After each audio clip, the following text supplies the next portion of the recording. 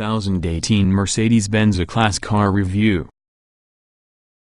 The number of Dieselgate victims is just not limited to people who believed the hype and availed themselves of such dirty, cheating Volkswagens, Audis, and Porsches. The scandal also sent tremors over the wider industry. While some automakers have chosen to weather the storm whilst keeping selling diesels inside the United States, Jaguar Land Rover has launched its new generation Ingenium diesel engines, and Chevrolet sells the Cruze and Equinox diesels. Others have hit pause. And there's the strong sense that, at many automakers, the organization finger is hanging in the stop button. That's certainly the situation with Mercedes-Benz as well as E-Class. Despite being one of many pioneers of diesel passenger cars inside states, with an outstanding percentage of the seemingly unkillable 300DS still chugging along 4 decades later, Mercedes has cold feet. The brand put a moratorium on new sales of latest diesels in May, and now we don't sense any manifestation of it reversing that position.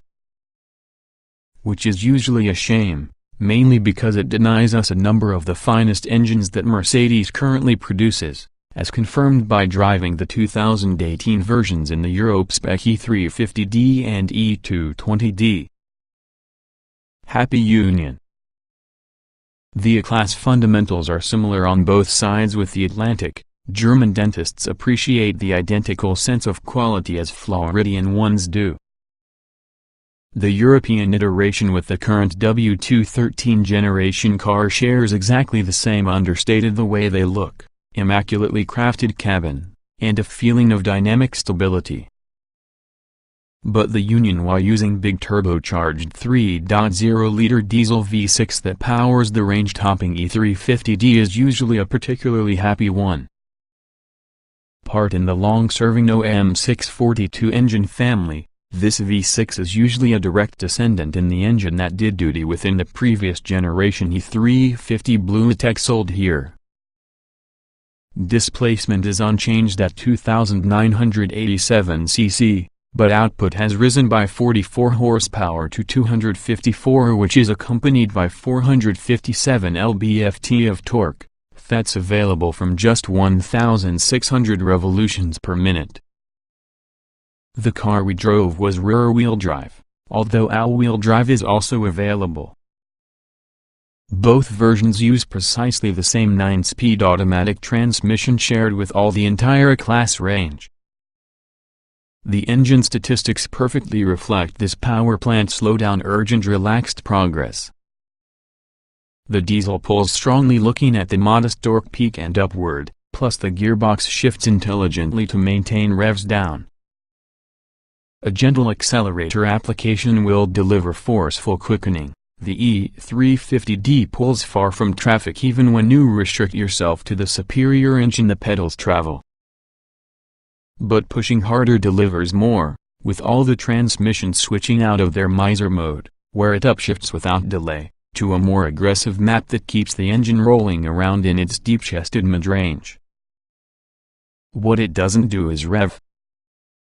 According to Mercedes, peak power finds a modest 3,400 revolutions per minute, and in some cases under the hardest utilized E350D's engine won't spin beyond 4,000 revolutions per minute, a considerable ways short on the 5,250 revolutions per minute red line that is certainly marked in pixels about the digital instrument cluster. This just isn't the most civilized of diesel power plants, but only in comparison with all the increasing excellence of a number of the competition. The E350D is a lot from the kind of loudish anvil chorus that employed to mark compression ignition, without clattering or harsh harmonics, is actually only the slightest vibration over the steering wheel at idle. But it is really a measure louder compared to the freakishly quiet BMW 530D when pushed. Nor could it match the impulse of diesel-powered leviathans, for example the Audi SQ7 and Bentley Bentayga SUVs, which are mechanically linked to each other. Performance feels brisk as an alternative to rapid, In spite of the E350D's capability to hit exactly the same 155 miles per hour limiter that Mercedes fits to most of the company's quicker European offerings. Attempting to match the automaker's claim of in 5.9 seconds 0 to 62 mph time would miss the auto's laid-back mission. While the Mercedes-AMG E43 has impressed us with its chance to play both limo and sports sedan, the E350D never rises to a similar level of athleticism. It can be hustled at a decent pace with good steering and accurate responses. But it doesn't relish harder use from the way the junior AMG version does. This car's Sport and Sport Plus dynamic modes don't deliver a similar Jekyll-to-Hyde personality switch they do inside the E43. The diesel feels more stolid and fewer wieldy, front-end grip fading to understeer and tighter turns. It's far happier for a loping pace, with all the optional air body control suspension giving outstanding compliance over poor highway surfaces.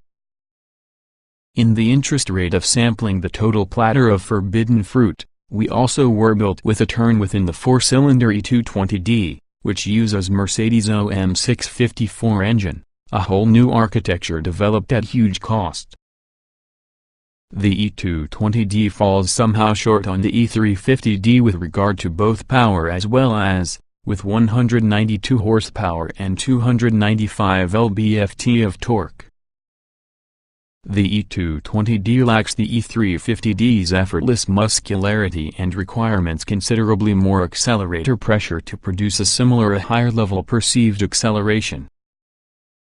Yet it's no slouch. Benz's claim of the 7.3 seconds 0 to 62 mph time is really identical for the time we extracted through the old 6-cylinder E350 BlueTech.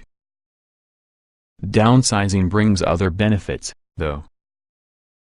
While still no track and field star, the E220D feels more agile and responsive when motivated to change direction, as a result of reduced weight above the front wheels.